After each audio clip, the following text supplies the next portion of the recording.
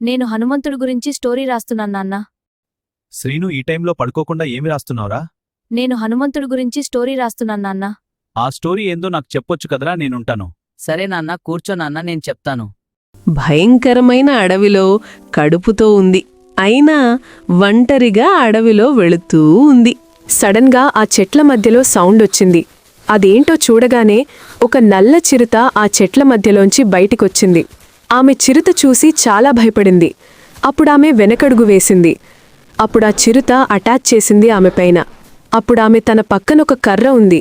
దాన్ని తీసుకుని చిరుతపులితో కర్ర చూపించి, వెళ్ళిపో, నా దగ్గరికి రావడ్డు అని అంటుంది. అప్పుడా చిరుతకి కోపమొస్తుంది. అప్పుడామె పైకి ఎగురుతుంది ఆ చిరుత.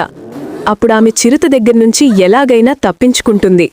ఆమె తప్పించుకున్న తర్వాత కడుపు నొప్పి వస్తుంది. అప్పటికే పిల్లోడు పుట్టాడు, కాని ప్రాణం లేదు. అప్పుడామె ఆ పిల్లోణ్ణి చూసి చాలా బాధపడుతుంది. మళ్ళీ అటువైపు చిరుత వచ్చింది. అప్పుడామె ఆ పిల్లోణ్ణి వదిలేసి అటువైపు పరిగెడుతుంది. అప్పుడామె అటువైపు పరిగెత్తడం చిరుత చూసింది. అప్పుడు చిరుత ఆమెని చంపేస్తుంది. అప్పుడు చిరుత ఆమె శరీరమంతా తినేస్తుంది. అక్కడొక పిల్లవాడున్నాడు, కాని ఆ పిల్లోడికి ప్రాణం లేదు. అప్పుడొక కోతి వచ్చి ఆ పిల్లోడి దగ్గరికి వెళ్ళి అలా కదిలిస్తాడు. ఆ పిల్లోడు కదల్లేదని అప్పుడక్కడ్నుంచి పరిగెడుతూ వాళ్ళకి చెప్తుంది. అక్కడున్న కోతులందరూ వినగానే ఆ పిల్లోడి దగ్గరికి వెళ్లారు అందరూ కలిసి. అందులో ఒక కోతి ముందుకొచ్చి ప్రాణంలేని పిల్లోణ్ణి అలా కదిలించాడు.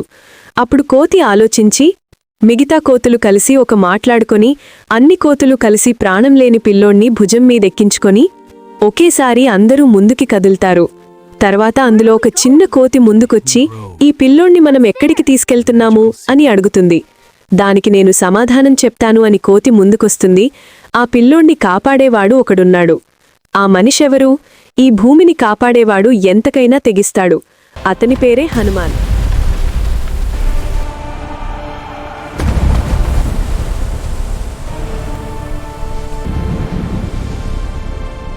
అప్పుడు చిన్న కోతి, ఆయనెక్కడుంటాడు అని అడుగుతుంది. ఇప్పుడు మనం ఆయన దగ్గరికి వెళ్తున్నాం, నువ్వే చూస్తావుగా అని చెప్తాడు. అప్పటికే అన్ని కోతులు కలిసి చాలా దగ్గరికి వచ్చేశారు. ఒకచోట ఆది విశ్రాంతి తీసుకున్నారు. అప్పటికే అన్ని కోతులకి గుండె కొట్టుకుంటుంది. ఏంటి?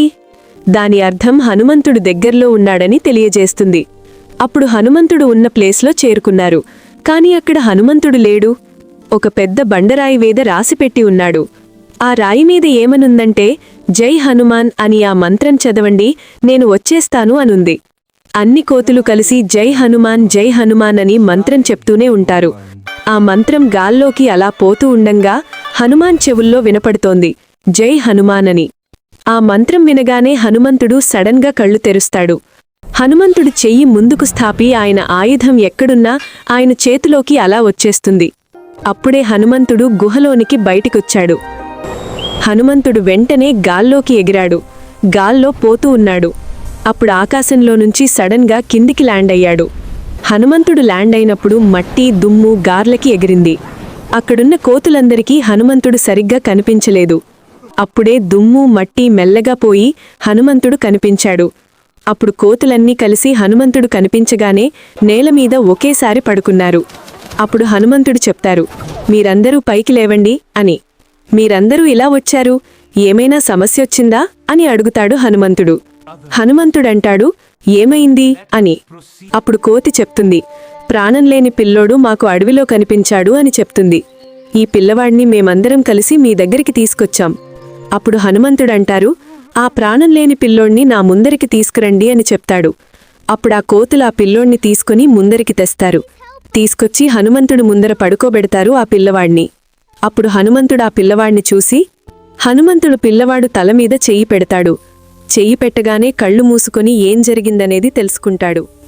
అడవిలో ఒంటరిగా నడిచే ఆ తల్లి భయాల మధ్య ఆశలతో సాగిందే. చీకటి అడవిలో కన్నీటి కథ, వేదన గుండెలో మిగిలింది మరి. హనుమా, నువ్వు నా బిడ్డని ఎలాగైనా నువ్వు కాపాడాలి హనుమాన్.